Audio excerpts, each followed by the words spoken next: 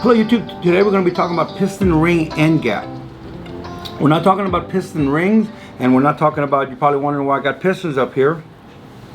And this is a tough video, and the reason being is because the pistons and the ring type and material, the same with the piston type and material, are going to determine ring end gap. So how can I talk about ring end gap and not talk about rings or pistons? I don't know if we can.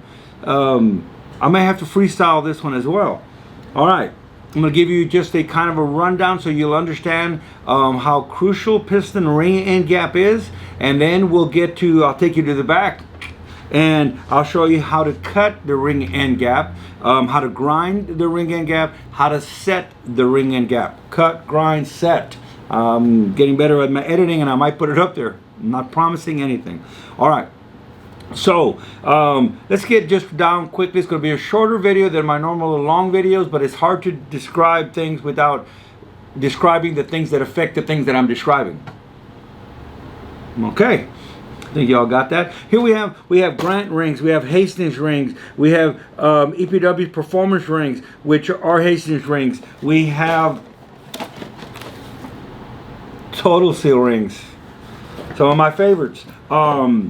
We have the Hastings flex rings. They're racing. They're performance Molly ring. We got the Speed Pro Seal Power rings. We have the Engine Tech rings. Why do I have all these different rings out here on the table? Every ring manufacturer is going to have a sheet in with their rings. I blew this one up.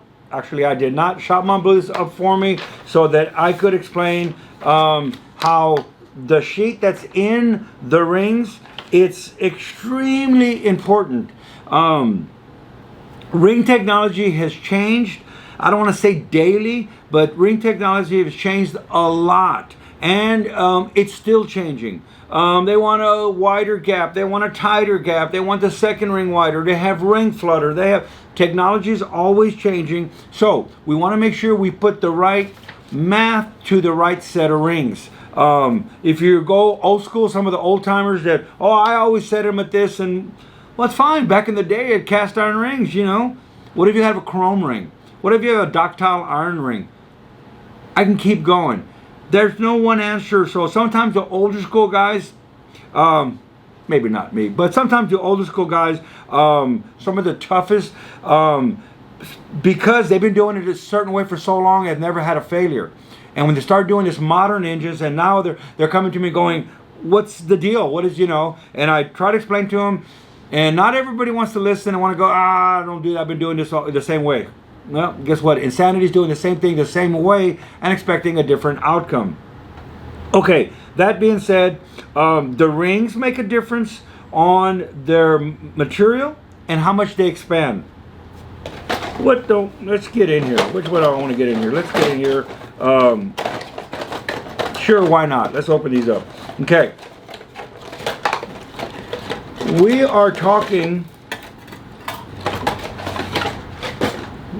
having a conversation here. Glad you can be with me today. And so, if you notice, I'll take you to the back and I'll show you the rings as I'm cutting them and explain a little bit more on the difference of materials. Can you see there? I will get up because it's important enough. See the difference of colors in these rings? That's a little paint, don't worry about that. That's the way that Seal Power Speed Pro does them. But they're different in color. Now, look at this. Wham! Sideways. They're the same color.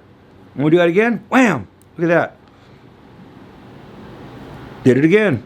The sides are the same. Why are the sides the same color, you're wondering? Let me wonder.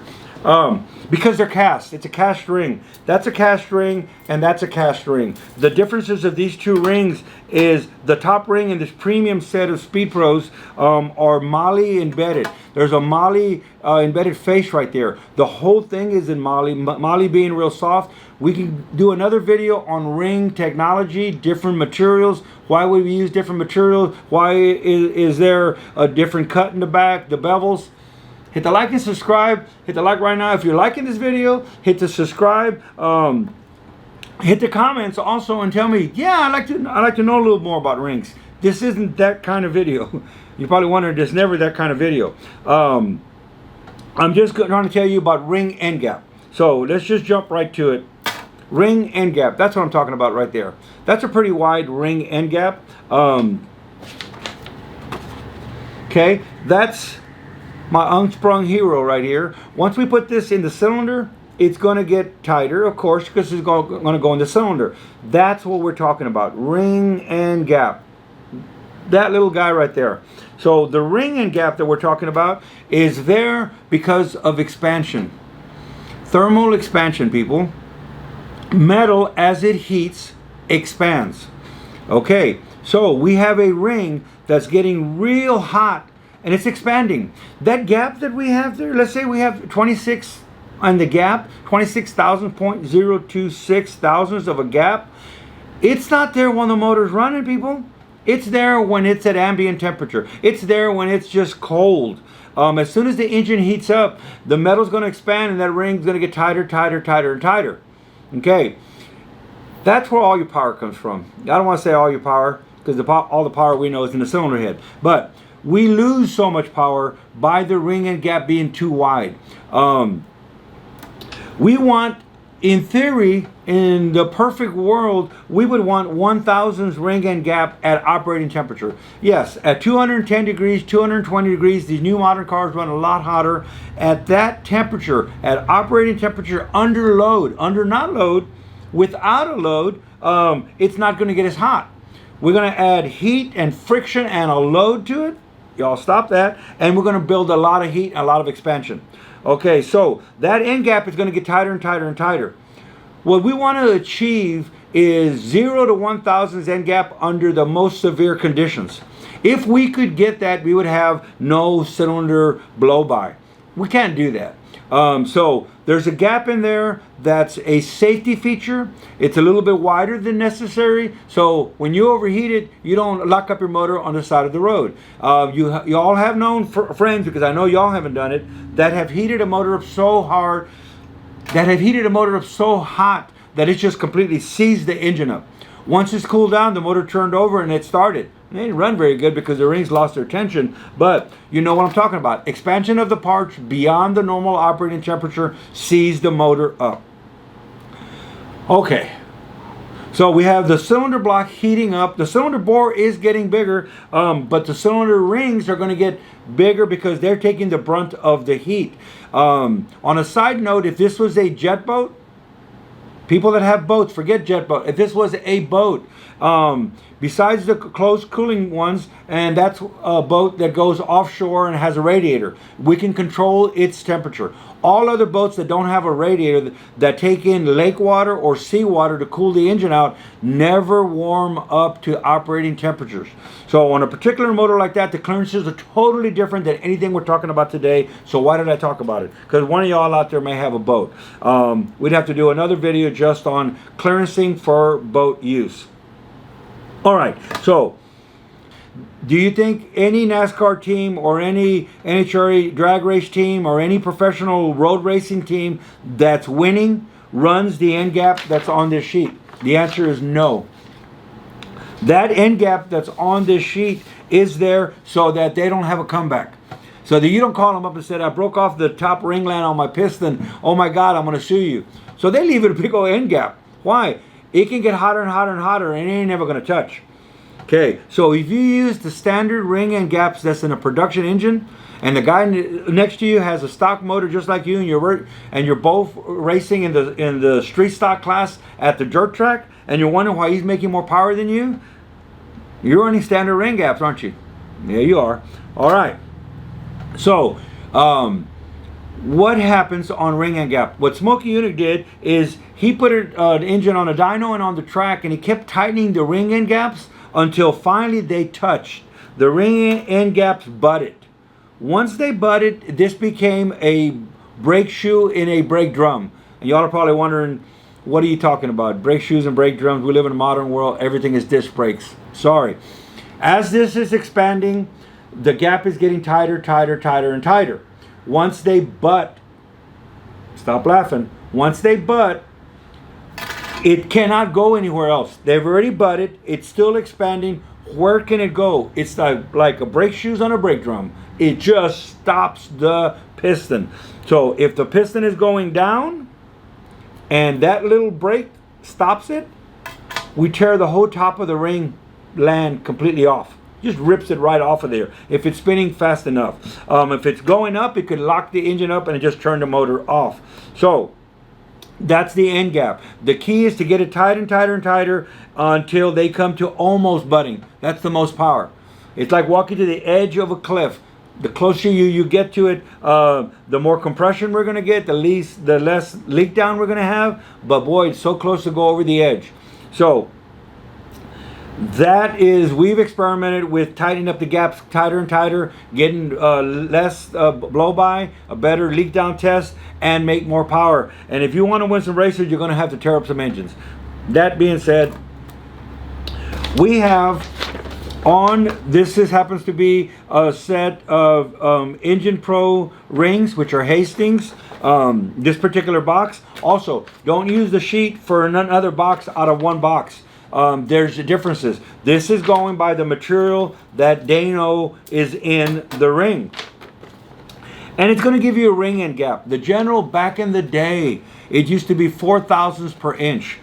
You're probably wondering, what does that mean? Is you take 4 thousandths, 0.004, and you times it by the bore. If you have a 4-inch bore, you're going to times it by 4 inch. It's going to give you a gap of 16. So that's the math that was generally for a cast piston. So we use that math right there. We measure the bore, put it on a sheet of paper. A lot of y'all do it up top. I have to write everything down on a sheet of paper, and then we determine our ring end gap, and then we're going to cut the ring end gap. I'm going to take you to the back, and we're going to show you how to cut the ring end gap.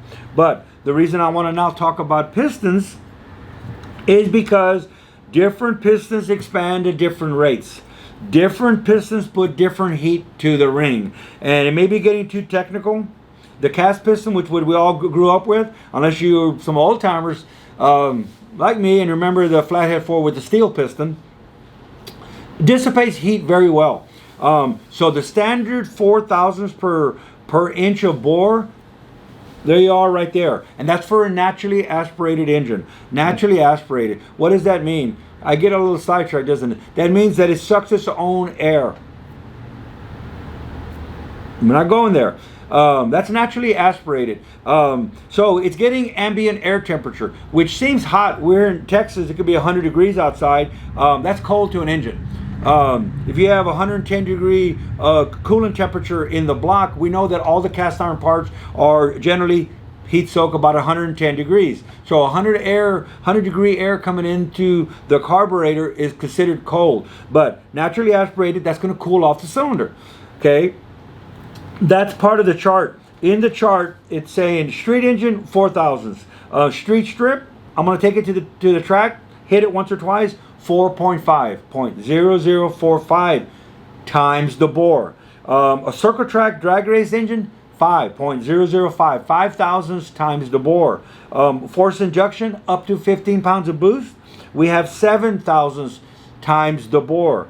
Force induction past 15 pounds of boost, we have 6 for 15 and under, 7 for 15 pounds of boost and above. Nitrous oxide, 200 horsepower, 6 thousandths per inch. And for the nitrous over 200 horsepower is 7.007 thousandths per inch of bore. So what do we get from all those numbers that I just read, and I may even edit those out, is the more heat we're putting in the cylinder, the wider the end gap we got to put. The less tuning ability you have, give yourself some forgiveness. Put a forged piston in. That being said, I got really sidetracked and I might remove all that. You didn't come here to learn about piston materials or ring materials, but I couldn't talk about ring end gap without showing you that these all change the ring end gap. That was what I was trying to get at. If we're going to run a hyperprotected piston, I'm going to go ahead and go, we'll zoom in. I'll zoom in, I'm flying in here. and we're zooming in on the specs. I can tighten it, I can not tighten it. I need to zoom in again on my face. I don't know, I may not even been zoomed in at all on me. I should check, and I may have blurry videos and have to start all over again. I really hope not. Okie dokies.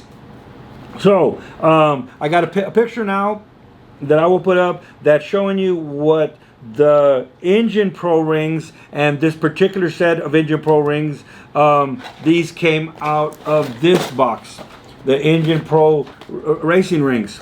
So as you will see by the picture now, you can probably, I may just leave it up for a while I'm talking about this, is that a cast and a forged piston, the top ring was the same for a street motor. But when you move over to the next column, the same street motor needs 6.5 thousandths end gap. That's the same as a blown nitrous motor. And that's just a stock street motor with a big old wide gap like that. Now I'm going to tell you why that happens. What did I mention about the hypertectic piston?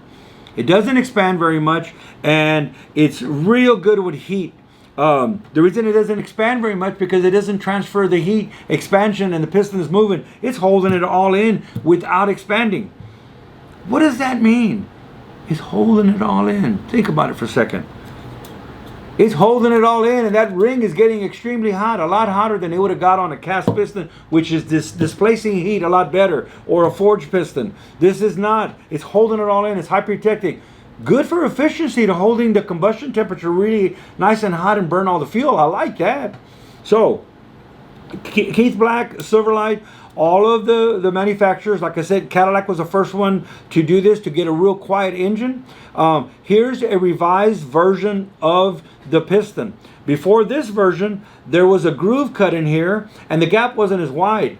And the one that has a round groove, not a square groove cut in it, the ring end gap is way a lot higher up. So now they've kind of lengthened this gap here, changed the gap design.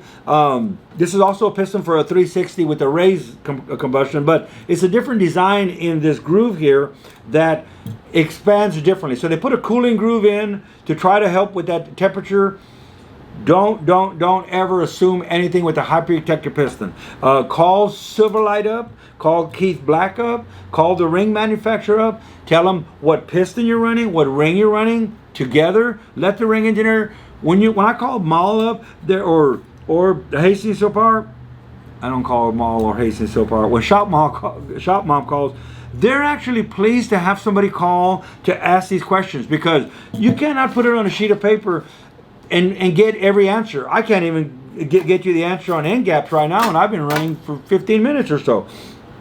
So telling them what the application is, what piston you're running, what ring you're running. They're going to look at what ring, what the material is in the ring. They're going to look at the piston, what the material is, and they're going to give you an end gap that's in general. Can you slightly tighten up that end gap? Yes, don't. If you're not out there and you just love building the engines, don't. I never experiment on a customer's engine. If we're doing R&D and we're trying to get a little extra horsepower on a certain race program, I still would not experiment at the track. I don't. Go by the manufacturer. Let them tell you, tighten about 1,000s, maybe 2, but don't get crazy and start experimenting unless you just want to. You want to build a motor, you want to go out there, go out to the dirt track, go out to the circle track, go out to the drag race, and keep tightening up the end gap.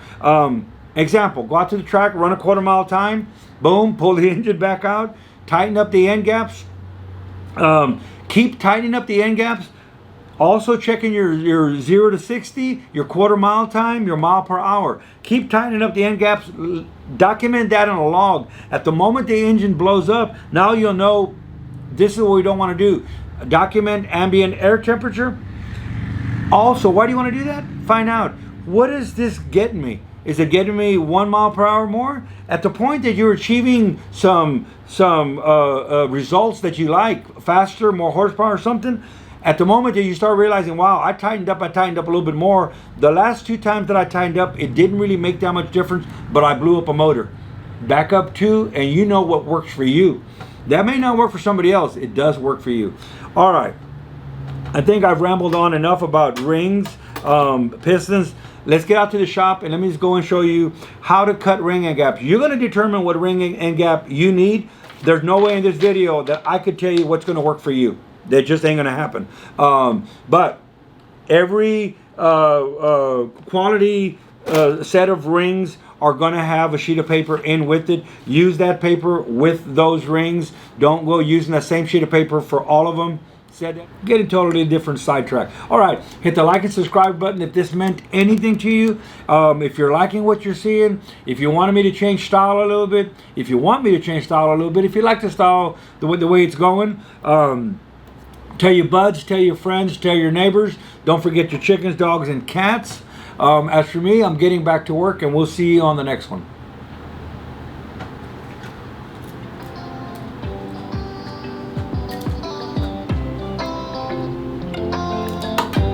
Nipple rings.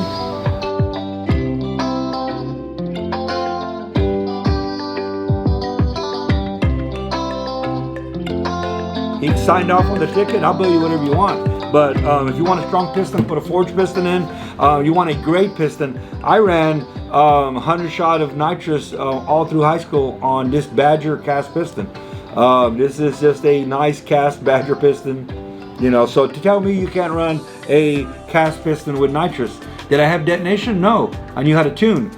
Even in high school, I knew how to tune. So Yay! Yay! It's you. Look in there and say hi. Hi. Hi. Okay, turn this off.